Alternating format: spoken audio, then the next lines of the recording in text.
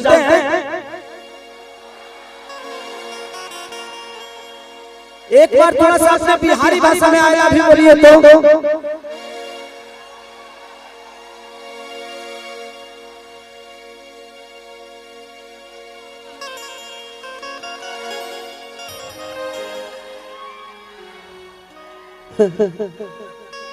हमारे पैसा हमारे मिले तो बड़ा दुख होला।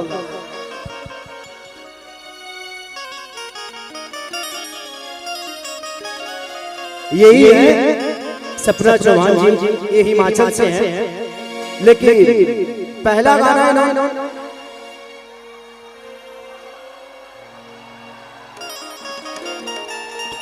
हेलो ऐसे ऐसे मत करो, इतार हिमाचल ना हो। अरे बच्चा कि हमरा राजा के तू ताला डबल खिड़की हवा झुरु झुरु लागे। अभी मेरा और एक शिल्पी का गाना बहुत वायरल हो रहा है। भाई भाई भाई कि ये को बात बताई तो बतावे दे बुआ अलाइल बन से नुरा लगावे दे बुआ।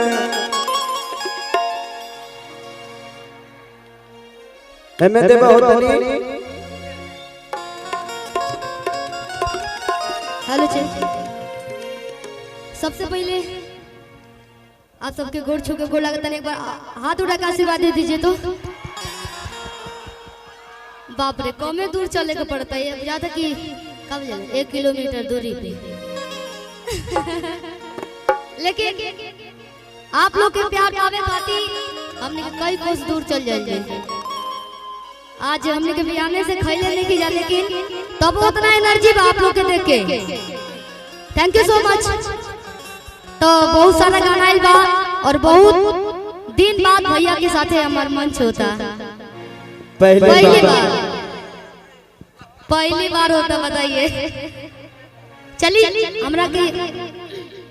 हमरा खातिर खुशी के बाद, बस सौभाग्य के बाद भैया के साथे, कल्लू भैया के साथे, मोनू भैया, चौहान जी, अन्य कलाकार बने, सबके साथे गावे के मौका मिलल, साथे साथे सपना जी के साथे भी। ये प्यार आप सबके जीवन बनल रहे। चले के बाद इसके लो तो भाई कि नई खेते हिया में हीरा मोती जड़ कि तो बोलो फुवा सो पीछा मारे तोरा कि नहीं खेते हिया में हीरा मोती जड़। बहुत सारा कलाकार आज बने, सबके गोड़ छू के गोड़ लगता नहीं। हमरो के देख ले, हमरा डबल गावे के बा ओई सब सब दिहल हो। ये इसके ठीक बा। हां एक बात बताई तो बतावे दे बुका हो कि नहीं खेते हिया में हीरा मोती जड़। तो बोलो फुवा सो पीछे मारे तोरा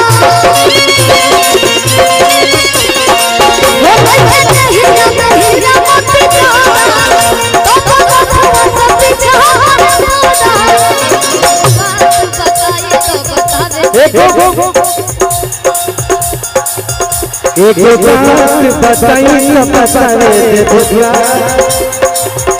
एक बात बताई तो बतावे दे बुआ लाल बनो सुनुरा लाल।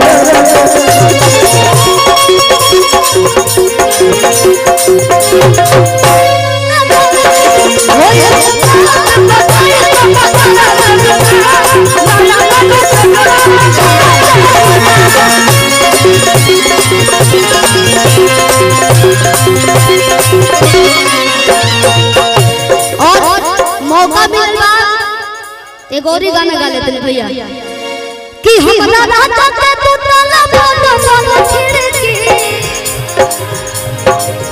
सभी लोग प्लीज अपना ऊपर करें तो देखो लग कितना आप लोग प्यार करेंगे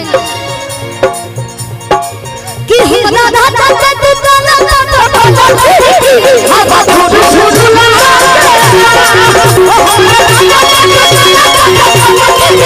हवा फूल झुला